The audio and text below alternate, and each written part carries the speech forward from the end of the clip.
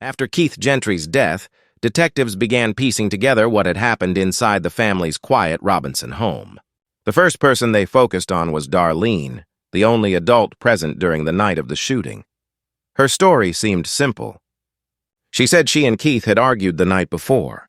According to her, he was upset after finding a restaurant receipt that he believed was another sign of careless spending. The argument grew heated, and Darlene left the house for a short drive to calm down. When she returned, she claimed they made peace before bed. Keith went to sleep in the master bedroom, while she stayed with their 3 sons in another room because the youngest child had been restless. She said she woke up around 6 that morning, discovered the back door wide open, and found Keith unresponsive in bed. To investigators, the explanation sounded plausible, but soon, the physical evidence began to tell a different story. Forensic analysis suggested Keith had been shot long before Darlene claimed to have found him. The blood patterns and the state of his body showed that he had likely been dead for several hours by the time help was called. Detectives also noted that the gun cabinet inside the home had been tampered with, but several weapons were found neatly stacked just outside the back door. That was unusual. A burglar would not have taken the time to arrange stolen guns neatly before fleeing. Adding to the puzzle was the fact that only 2 people had access to that cabinet, Keith and Darlene. Whoever opened it knew where the key was hidden. Investigators also questioned Darlene's behavior that morning. As a trained nurse, she had the knowledge to perform CPR or check for vital signs, yet she didn't. She stayed in a separate room with the children until paramedics arrived. When dispatchers played back the 911 call, they noted that her tone sounded more composed than expected. Her words were steady, even detailed, almost as if she was explaining rather than reacting. The next step was a formal interview at the police station. Darlene answered basic questions, but when investigators began pressing for specifics, she grew hesitant and eventually asked for an attorney. The interview ended immediately. Still, police had no direct evidence tying her to the shooting. That changed when they returned to the Gentry home for a second search. Inside the kitchen trash bin, officers discovered a pair of latex gloves. Hidden within one glove was a single .22 caliber shell casing, traces of gunshot residue, and DNA that matched both Keith and Darlene. It was a crucial find, the first solid piece of evidence linking her to the weapon used in the crime. When detectives looked deeper into the couple's finances, another detail came to light. Keith had a life insurance policy worth between $500,000 and $750,000. Given their recent financial strain, it presented a possible motive that investigators couldn't ignore. On November 28, 2005, 19 days after the shooting, Darlene Gentry was arrested and charged with murder. But that same day, she was released on a $50,000 bond posted by Keith's parents.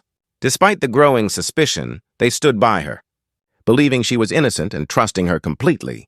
Then, several weeks later, an unexpected event changed everything. After her release, Darlene contacted a man named Robert Pavlis, a local landowner she knew casually. She expressed interest in buying a small rural property near Axtell, Texas. The land had a pond, which she said reminded her of Keith's dream to take their sons fishing. The request seemed harmless at first, but a few weeks later she called again with a strange favor. She asked if he could fill in the pond entirely. Her sudden change of heart made Pavlis uneasy. He sensed something was wrong and notified the authorities. Detectives immediately organized a search of the property. At the bottom of that pond, they found a .22 caliber revolver, the same caliber as the casing recovered from the gloves. It was the murder weapon. Police still needed definitive proof connecting Darlene to the gun, so they devised a plan. They asked Pavlis to help them set a trap. He agreed. Following their instructions, he called Darlene and told her he planned to drain the pond before filling it.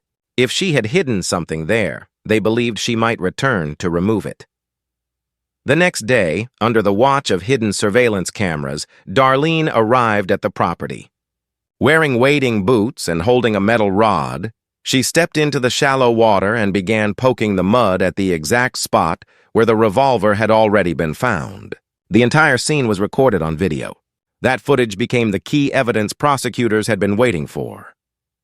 In February 2007, Darlene Gentry stood trial in McLennan County, Texas. She was 32 years old. The trial lasted 5 days. The state's case centered on the surveillance footage and the physical evidence from the home, the gloves, the casing, and the staged burglary. Together, they painted a clear and deliberate picture. Prosecutors argued that Darlene had shot her husband while he slept, staged a break-in to disguise the crime, and later attempted to recover the gun after realizing police were closing in. They said she was motivated by a desire for financial relief and a way out of a strained marriage. Darlene's defense team called no witnesses.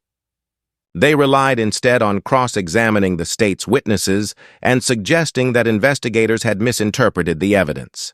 But the combination of forensic proof and the video recording proved too strong to overcome. On February 8, 2007, the jury returned its verdict. Darlene Gentry was found guilty of first-degree murder and sentenced to 60 years in prison. She has maintained her innocence ever since, insisting she did not harm her husband. However, in November 2017, the Texas Court of Criminal Appeals denied her request for a new trial. Her conviction remains in place. According to official records, Darlene will be eligible for parole in February 2037. If denied, she will serve her full sentence until 2067. After her conviction, custody of the couple's 3 sons was granted to Keith's parents. A court order prohibited Darlene from any contact with them. She has not spoken to her children since 2010. Keith Gentry was remembered as a devoted husband, a caring father, and a man who put his family above everything else. Those who knew him said he lived with quiet strength and kindness, and that his memory lives on through his sons and those who loved him most.